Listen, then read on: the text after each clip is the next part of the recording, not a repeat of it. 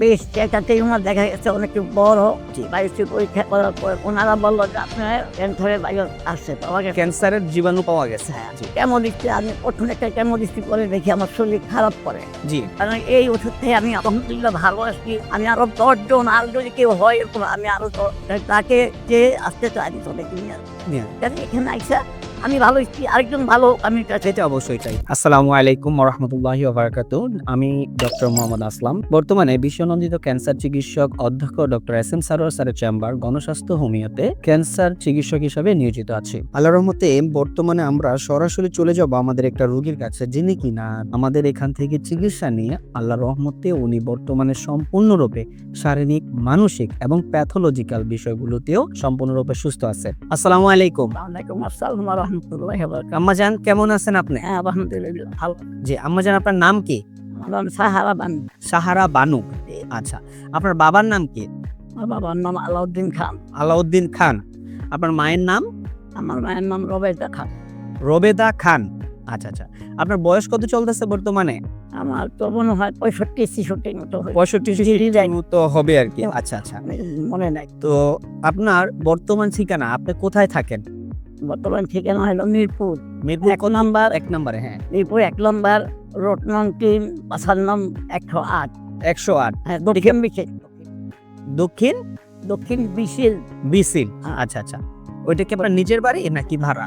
নিজের বাড়ি। আমার বাবার বাড়ি। আপনার বাবার বাড়ি এখানে, মানে আপনার স্থানীয় ঢাকা মিরপুরে। হ্যাঁ। জি জি। আচ্ছা আচ্ছা, আপনি সর্বপ্রথম কি সমস্যা নিয়ে ডাক্তারের কাছে গিয়েছিলেন? আমি যখন প্রথম ডাক্তারের কাছে গিয়েছিলাম আরেক জায়গায়, আমি ডায়াবেটিস ডায়াবেটিস বারডেম হসপিটালে? হ্যাঁ বাদেন। হ্যাঁ, আচ্ছা আচ্ছা, আমাদের এলাকায় আমার ওই ছিল টিউমার, ওই বেশ একটা টিউমার দেখা গেছে অনেক বড়। আমি গেছি, পরে যাওয়ার পরে তারা আমার পরীক্ষা নিরীক্ষা করলো। জি জি। বায়োপসি পরীক্ষা করার পরে, বায়োপসি পরীক্ষা করার পরে ওনারা বললো যে আপনার ক্যান্সারের ভাইরাস আসছে, পাওয়া গেছে। ক্যান্সারের জীবাণু পাওয়া গেছে। হ্যাঁ। জি। এখন হওয়ার পরে যাই হোক, আমার এখানে ওনারা অপারেশন করার পরে এটা ভালো করে আমি বেচিং করে নাই। জি। বেচিং না করার পরে আমার এই জায়গাটা একদম ফুলে গেছিল।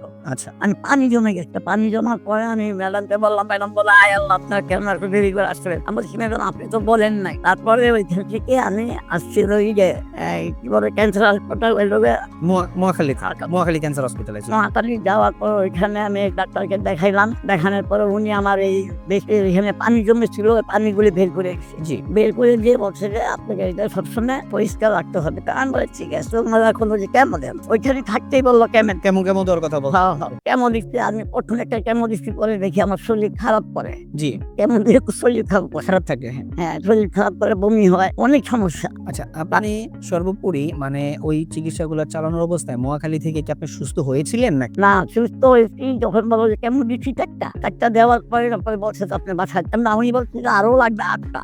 আচ্ছা, আমি বলছি না স্যার আমি হাত দিব না। জি। তারপরে বলছে কিভাবে থেরাপি দিতে হবে। স্যার আমি কুলাইতে পারবো না। বলে যে না আপনার দিতে হবে। আমি স্যার না আমি দিব না, দেখি আল্লাহ বড়। আমি বাসাইতে পারি। আচ্ছা, আপনি আমাদের ঠিকানাটা কিভাবে পাইলেন? তারপরে এই তখন এক বছর না 2 বছর পরে আবার দেখি এখানে একটা টিউমার। মানে তখন কেমন দেওয়ার পরে মোটামুটি একটু নিয়ন্ত্রণে ছিল আপনার। 1-2 বছর পরে আবার দেখলেন যে এখানে টিউমার আসছে। বকুল তো একটা টিউমার। জি। টিউমারটা দেখার পর আমার মেয়ের বললাম যে মা আমার তো এটা দেখা যাক সমস্যা।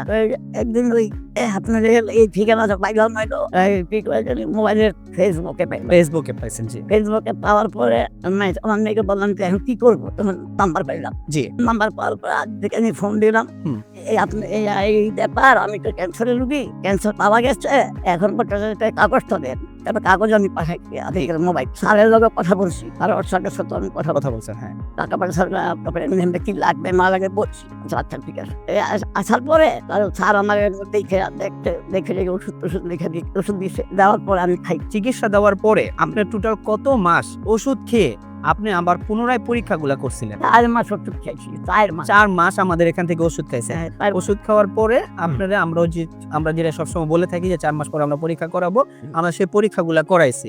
পরীক্ষাগুলো করানোর পরে আলহামদুলিল্লাহ আমরা রিপোর্ট অনুযায়ী দেখলাম, যে রিপোর্টটা বর্তমানে আমার হাতে, রিপোর্ট অনুযায়ী আমরা দেখলাম যে আল্লাহর রহমতে ওনার যে বগলের এখানে বা ব্রেস্টে যেই টিউমারটা ছিল, ওটাতে যে ক্যান্সার ছিল, ক্যান্সারিয়াস যত মার্কারগুলো আছে সবকটা ক্যান্সারিয়াস মার্কার অলরেডি নেগেটিভ। ওই পরীক্ষাগুলো করার পর আলহামদুলিল্লাহ দেখলাম যে বর্তমানে সম্পূর্ণরূপে নেগেটিভ আছে। এখন কথা হলো, আল্লাহর রহমতে আপনি যে ক্যান্সার থেকে মুক্তি পাইলেন, আল্লাহর রহমতে স্যারের সহায়তায় আল্লাহ যে আপনাকে মাফ করছে, এই বিষয়ে আপনি একটু বলেন। বিশ্ববাসীর কাছে আপনি কি বলতে চান? তাই বলতে চাই যে আল্লাহ রাব্বুল আলামিন যে আমাকে ভালো করছে, এখানে আইসা আমি খাইছি, হাড়ের ওষুধ খাইয়া ভালো হয়েছি। আমি চাই যে আমার মতো যখন ক্যান্সারের রোগীরা আরো আসুক, এখানে আইসি চিকিৎসা নিয়ে ওনারও আমার মতো ভালো হোক, সুস্থ হোক। আর তাকেও ধন্যবাদ, অনেক অনেক ধন্যবাদ। জানি না এটা আমার আল্লাহর হুকুম হয়েছে, এর জন্য আমি এখানে আসছি না। এইটাই আমার কথা। কারণ এই ওষুধ থেকে আমি আলহামদুলিল্লাহ ভালো আসছি। আমি আরো 10 জন, আর যদি কেউ হয় এরকম, আমি আরো তাকে যে আসতে চাই চলে কিনে এখানে আইসা আমি ভালো হচ্ছি, আরেকজন ভালো আমি সেটা অবশ্যই চাই। আপনারা আসেন, গণস্বাস্থ্য হোমিওতে দেখেন, আমাদের চিকিৎসা ব্যবস্থা দেখেন, আমাদের চিকিৎসা পদ্ধতি সম্বন্ধে জানেন এবং আমাদের এখান থেকে চিকিৎসা নেন। সুস্থ করার মালিক উপরআল্লাহ।